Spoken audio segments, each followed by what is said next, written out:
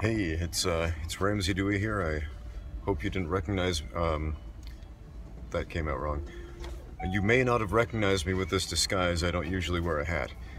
Here, right next to me, is my brother Joseph, and some of you may be confused because we look exactly the same, except for the color of our eyes. Oh, and let me do the same thing. And also our hats. So part of the reason we're wearing hats is so that you can tell us apart in the video. So we are on our way to Comicon, Shanghai Comicon. Joseph is visiting Shanghai today, and we are super stoked because one of the guest artists at Comicon in Shanghai today is Billy Tan. Yes, the Billy Tan. Now, if for the 5 or 6 of you out there who don't know Billy Tan, let me explain who this guy is. He is a penciler. That's the guy who does the pencil work before it's inked and colored for comics. And he drew perhaps one of the greatest issues of comics in the history of comic books, which was the Star Trek X-Men crossover.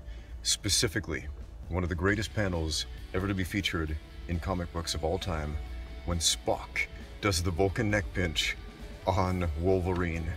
We are going to meet this man today, hopefully, if he's still there. So, wish us luck.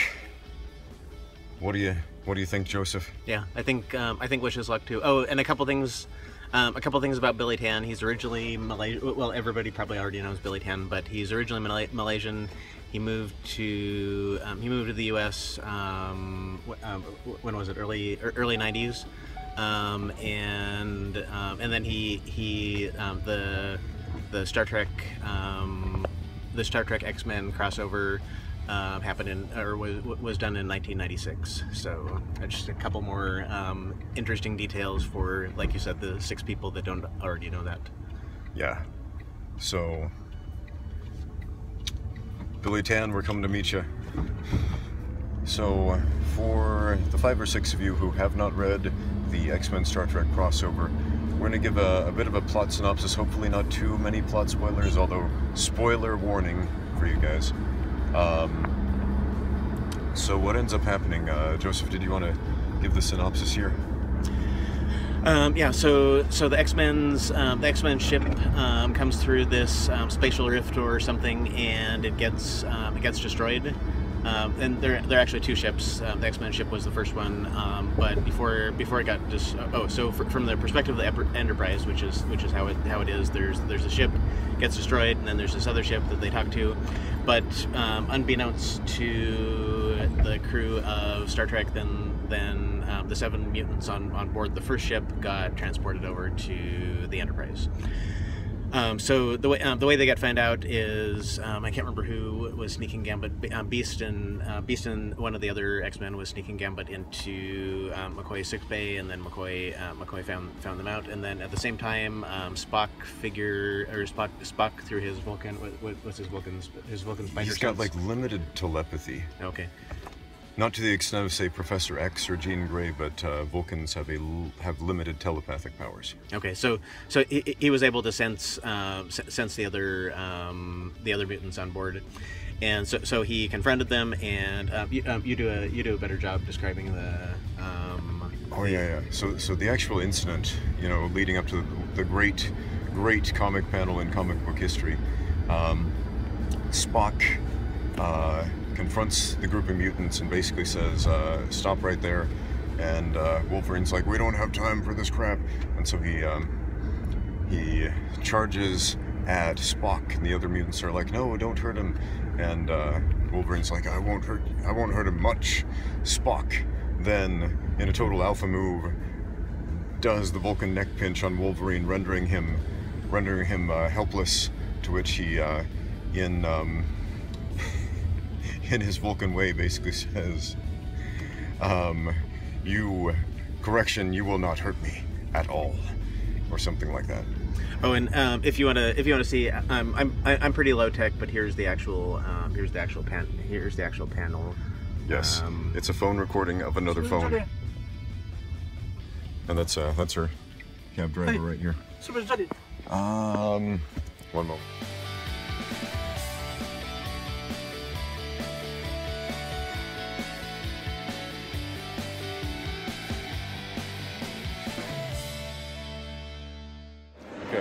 So I've only been to Comic-Con in China so far, the one in Shanghai. My brother, who is way into comic books, like super way into comic books.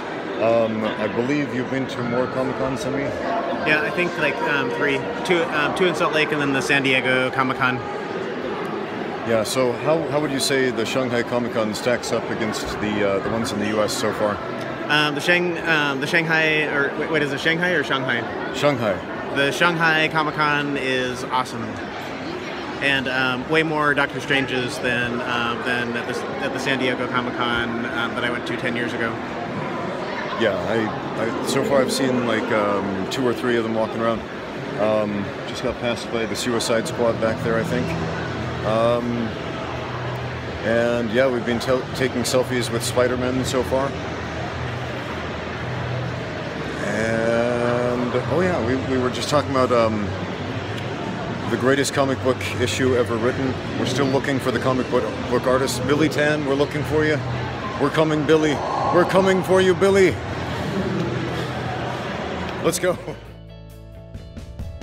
So we've been looking all over for Billy Tan so far. No sign of him, but we still have a lot of ground to cover.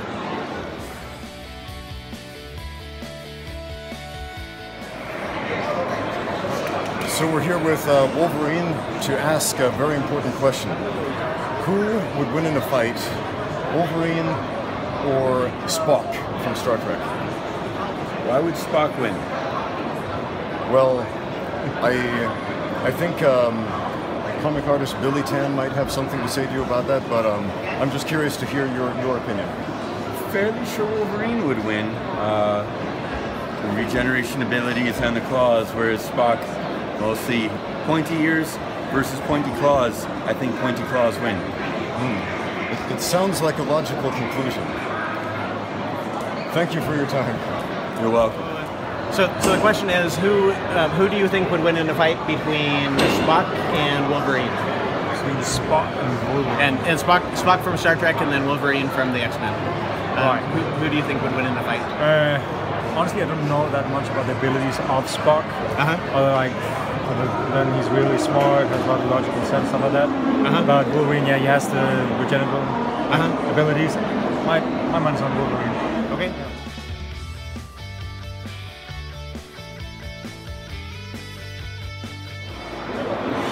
So far, everybody we have interviewed seems to think that this guy would beat a Vulcan in a fight. I don't know about that. We have to keep pressing on.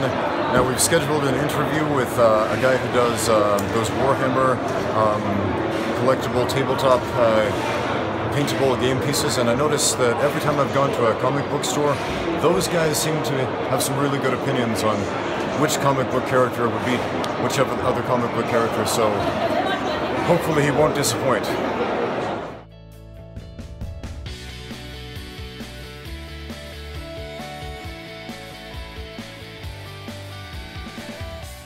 So the question is, who would win in a fight? Wolverine from the X-Men or Spock from Star Trek? You familiar with those characters? I am. I feel like Spock would win. Mainly because he would just psychologically take over. Interesting. He might do the peace thing. Okay. That Wolverine would go to the fight. So Spock might find a diplomatic solution? Or Spock shoots him out into space in a capsule and he can't ever come back. Ah, so superior technology. Awesome. Well, hey, thanks for your opinion, man. No problem.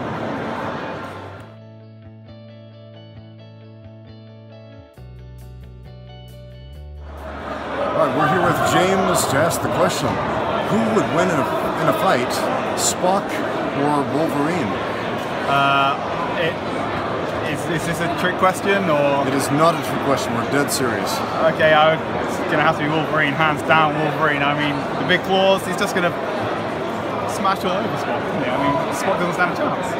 It sounds reasonable enough. I mean, what would Spock do? Like, what do you think? Well, it's not so much what I think. It's really what the comic creators believe is important to the story. But yeah, I thought it was important to get an opinion from somebody who worked for Warhammer, because I've got some friends back in the US who are way into Warhammer, and they have some very strong opinions about comics. So, oh, that's absolutely fantastic. So what do you think they would say? Who would win? oh man, I think it would be a discussion that would go back and forth and back and forth. So you've got to weigh the pros and the cons, right? Okay. Because at first glance, it seems like it's a no contest. Wolverine has superpowers. Yeah. Spock is stronger than a human on average. He's got the Vulcan neck pinch. He's got some limited psionic abilities, but that doesn't really seem to match up against Claws, right? Exactly. And also, Wolverine can heal when he gets wounded and all that kind of stuff. And yeah, to me, it just seems a bit like Wolverine would trash all over it. What has everyone else been saying? Well, what's the general consensus so far? So far, most people have voted for Wolverine, but there's been one guy who was pretty sure Spock would win by logic alone. By logic, so he would out-logic Wolverine.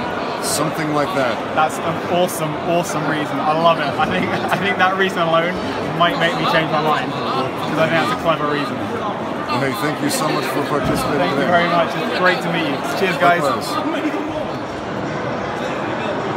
So we're here with Batman to answer the question, who would win in a fight between Wolverine from the X-Men and Spock from Star Trek? Are you familiar with those characters? Very familiar. Wolverine. Dead. Killed. Spock's gone. Well, you heard it from Batman. Wolverine. Well, hey, thanks so much.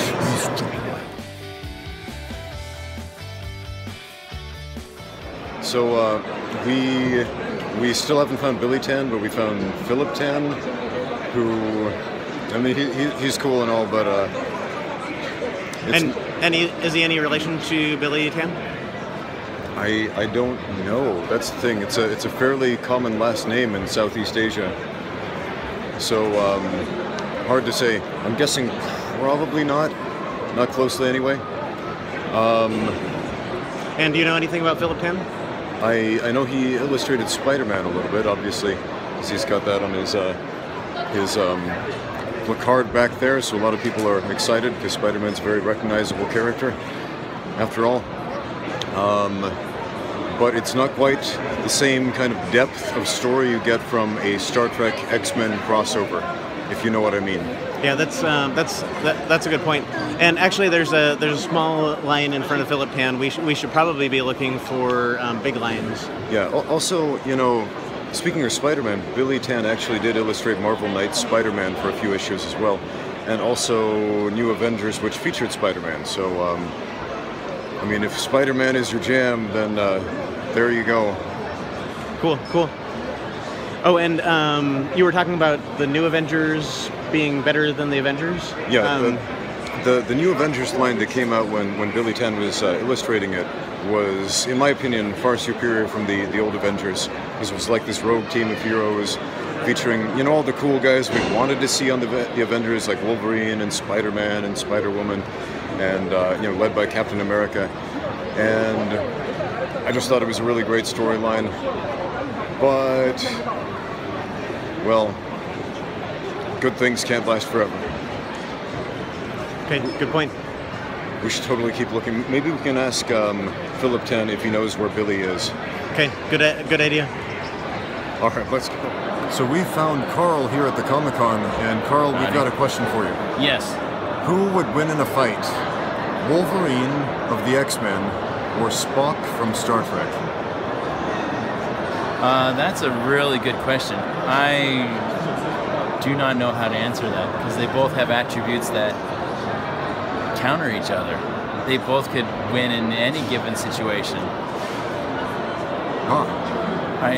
That's a really tough question. I do not know how to answer that one. Wow, this is interesting, because almost everybody we've interviewed has decisively said either one or the other. No, they both have excellent characteristics and qualities that would counteract each other's special abilities. And you're the first one to acknowledge that. Fascinating. Yes. Oh, and what could you go into detail about what would counteract what?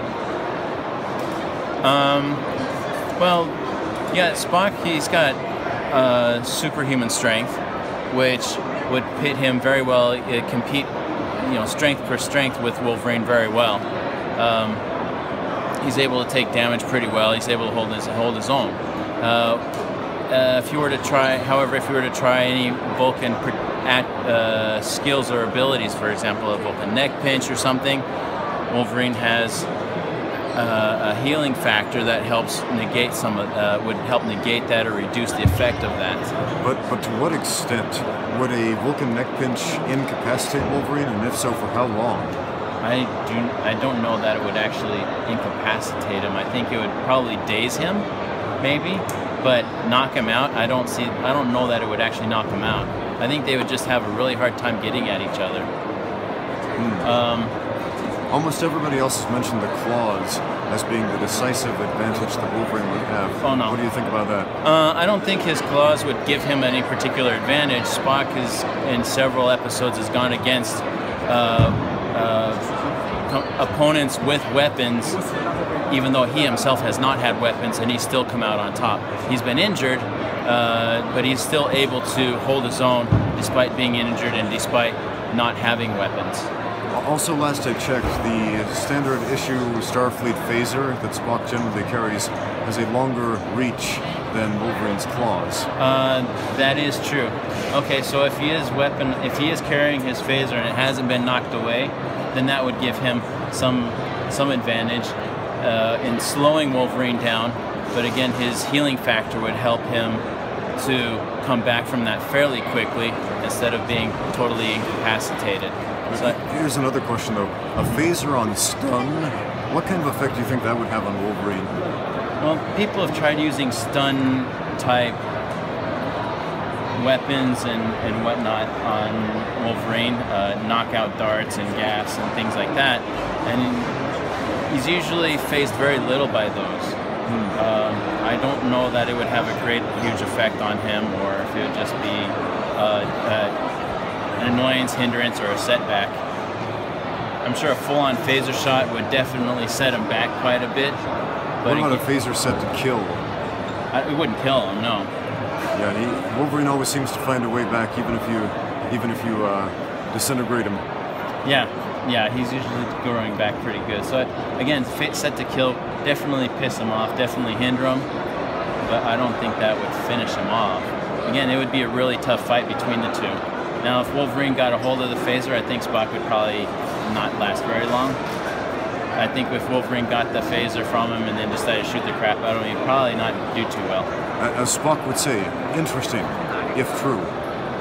Interesting. All right, Carl, thanks so much for that very detailed response. You're welcome. At this point, we enlisted Carl's help to both help us find Billy Tan and also interview the local Chinese cosplayers in Chinese, since Carl speaks excellent Mandarin. But we found out that, well, Star Trek, since it never played in China, most of the locals had no idea who Spock was, so they weren't able to answer the question very well, unfortunately. So, this whole time we thought Billy Tan was upstairs with most of the other comic artists, but we have learned he was down the stairs this whole time, and we may have missed him. Wow. What a bummer to end off on this video blog with. Joseph, how disappointed are you at not meeting Billy Tan? On a scale of 1 to 5, I just wouldn't be able to rate it. I'd say 12, 13 for me, personally. So we've been informed that Billy Tan may have already left, so we're going to try to chase him down before he exits the building.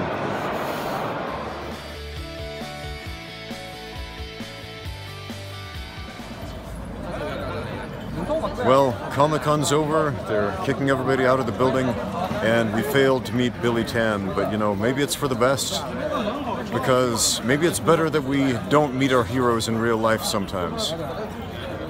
Maybe it's better that, you know, in our minds and in our hearts, they remain majestic and untouchable creatures of our imaginations, after all.